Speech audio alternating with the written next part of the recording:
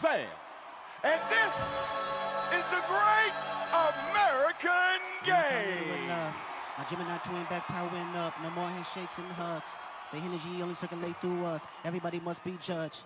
But this time God only favoring us. 20 years in, still got that pen dedicated to bare hard truth. Etiquette speak with a vision and tongue. Predicate this time is I'm carrying heavier hearts right now. Like a power lift with Olympians too. Carrying various darts right now. I deserve this like tiramisu. This is Jeremiah 51:2. And will send unto Babylon fanners that shall fan her and shall empty her land. For in the day of trouble they shall be against her round about. Kahala Yahweh Bashem Yashai Bashem Rakodash, which are the true Hebrew names of the Most High Father, Yahweh, which is Hebrew for He is, and His only begotten Son, Yahweh Shai, which is Hebrew for He is salvation, He delivers. Double honors my teachers, the apostles and elders of Great Millstone. Peace and mercy to the elect, with the house of David reborn again in this generation. And Shalom to the 130 Ashtarallah, who today are known as the Negroes, Latinos, and Native Americans, who before losing our true heritage, we were known as, and still are, the true Hebrew Israelites of the Holy Bible. In today's lesson, we're going to talk about the Super Bowl halftime show, which featured Kendrick Lamar. Now, there's been a couple videos that other Akim have made and have pretty much made a good point that Kendrick Lamar is not speaking for the Lord.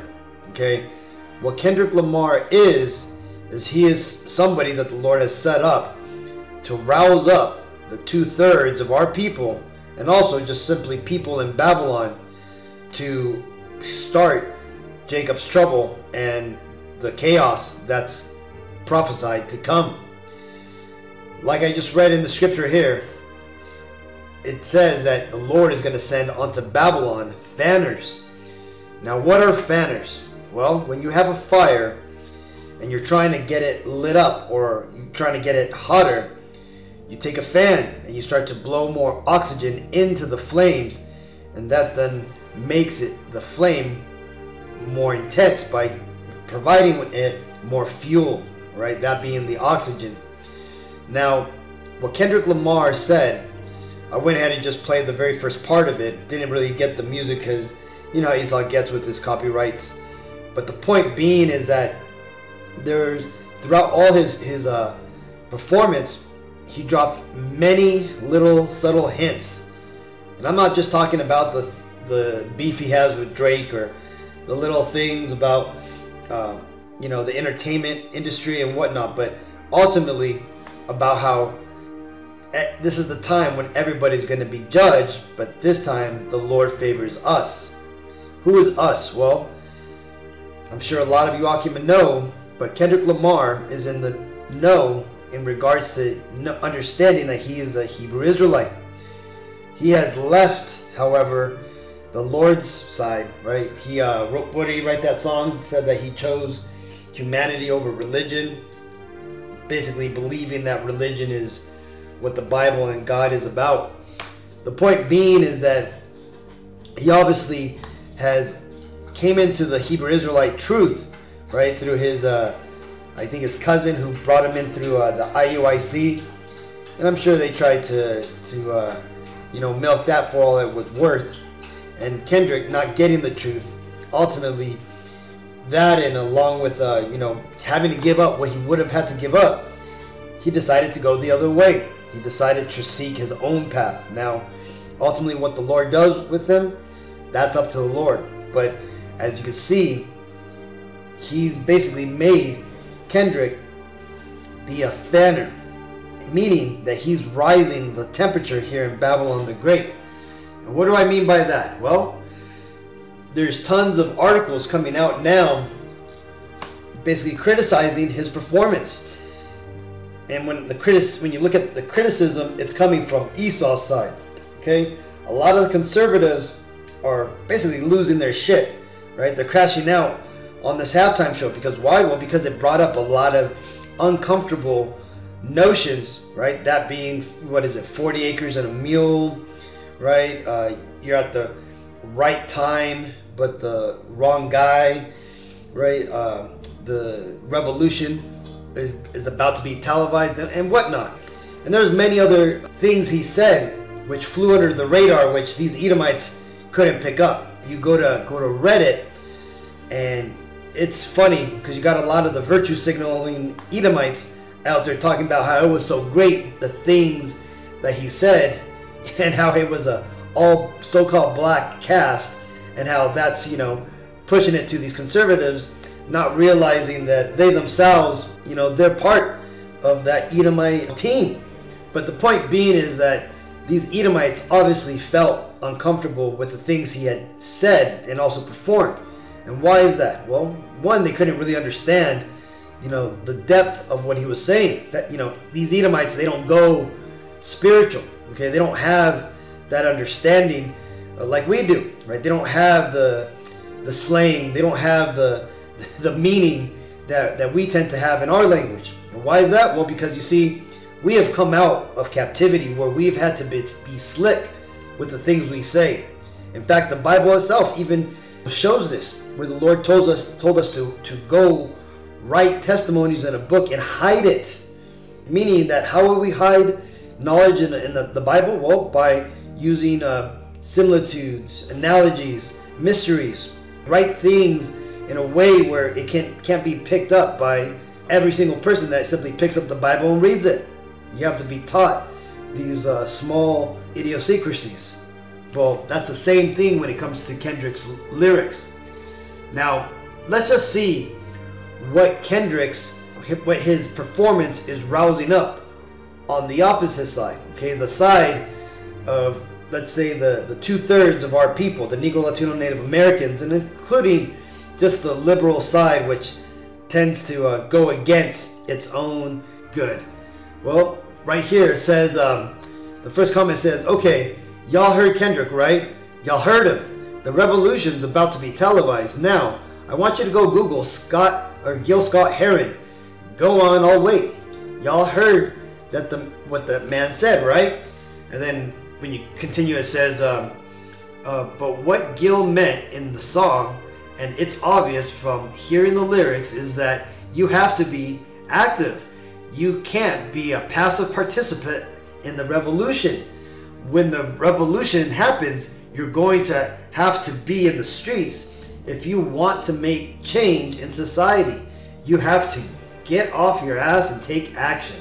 And it basically goes like that throughout the whole thing, right? You have just tons of people, not only in this comment board, but all over on YouTube. Right now, you're starting to see everybody breaking down the Kendrick's performance things. And there's a lot of, interesting hidden things from the, game over thing being played in the background. But I want you to hear what this guy here said, right? And a lot of you have seen this video, but let's play it. Well, the catchphrase, what that was all about, the revolution will not be televised, that was about the fact that the first change that takes place is in your mind. You have to change your mind before you change the way you live and the way you move. So when we said that the revolution will not be televised, we were saying that the thing that's going to change people is something that no one will ever be able to capture on film. It'll just be something that you see, and all of a sudden you realize, I'm on the wrong page, or I'm on the right page, but I'm on the wrong note. And I've got to get in sync with everyone else to understand what's happening in this country. This second Ezra 15 and 16. For there shall be sedition amongst men, and invading one another. They shall not regard their kings nor princes, and the course of their action shall stand in their power. So it's obvious that things are starting to heat up here in America. Okay, now that Trump is in the office, you're starting to see a grand change or grand pull for going back and changing tons of things back to this conservative narrative, which is not a bad thing, right? It gets rid of the woke agenda, gets rid of a lot of the alphabet agenda. But unfortunately, what's happened is over the last couple of years, these abominable movements have tied themselves in with Jake. Okay, Jake is in the forefront of DEI. He's in the forefront of Black Lives Matter. He's in the forefront of the alphabet agenda, meaning that inadvertently, and this is all by design, Esau's design that is, he is basically giving secret shots, right, shooting those secret arrows at the Israelites, okay, the 2/3 of Israel. And what that's going to cause is what you're seeing people talking about now. You're seeing people talking about starting to rise up, right, starting that civil war that you could hear lots of liberals start talking about, that they need to get going because they think Trump's out of control. Now, that being said, this is all part of the Lord's plan. Like I said, the Lord is sending these fanners to cause Babylon to continue to spiral out of control and basically to consume itself, to burn itself with fire. Like it tells you here that there's going to be sedition amongst men. Now, sedition is going against the government. And this right here ultimately is going to lead to Jacob's trouble. Because again, why? Well, when there's sedition and not regarding the kings, right? Kings would be your presidents, your CEOs, right? All these people of industry. The princes would be like your, people in the political powers and whatnot, right? See, people not regarding these people is going to lead to this. This is Job 18:11. Terrors shall make him afraid on every side, and shall drive him to his feet. And that's ultimately what's going to happen. These Edomites, they're going to only take so much before they get roused up, because right now Trump is just another one of the fanners that the Lord has sent on to Babylon, right? Trump has raised up the spirit of these Edomites, right? I've seen so many videos of these Edomites getting the shit pounded out of them because they thought since Trump won that now they could go up against Jake and talk shit to them, not realizing that him winning isn't all of a sudden going to put a lot of Jakes back in their place. But the point being is that now that you got people like Trump rising the spirits of these Edomites up, and you got people like Kendrick rising up the spirits of the Israelites up, it's only a matter of time before we see a conflict break out on a grand scale, which is going to lead to this prophecy. This is Jeremiah 30:7. Alas, for that day is great, so that none is like it. It is even the time of Jacob's trouble, but he shall be saved out of it. Right? Meaning that things are going to get so bad that the Israelites are going to need some type of divine intervention. And that's ultimately what's going to happen. The Lord is going to step in, and he's going to ultimately save us Israelites from the crazy events that are about to come. Right? We're already starting to see things start to rise up and start to come to pass from these planes that are falling out of the sky. I think there's been like 67 plane crashes since 2025. There's been a fast and large sweeping rehauling of the government, right? And we're starting to see a lot of Jakes being affected by this, right? You have the child welfare laws being affected.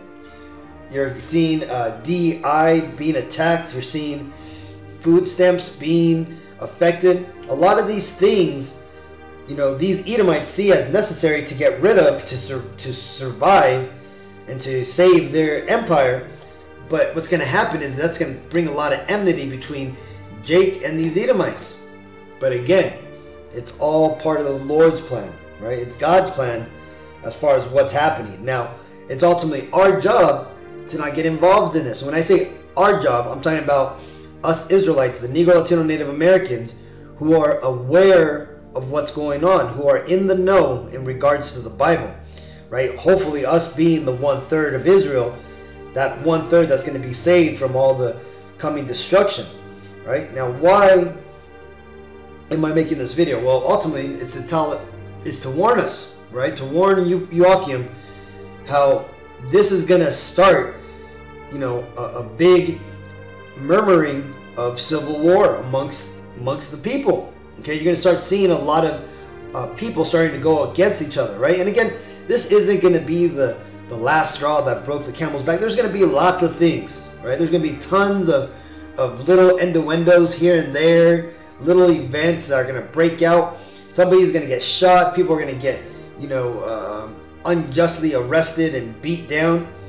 But these are going to be the events that are going to continue to kindle and fan the fires that are burning in Babylon right now, until the point where things are just going to boil over and they're going to get crazy, and Esau is going to come down, and that's going to then cause these Edomites to take actions into their own hands, which in turn is going to cause Jake to take actions into their own hand.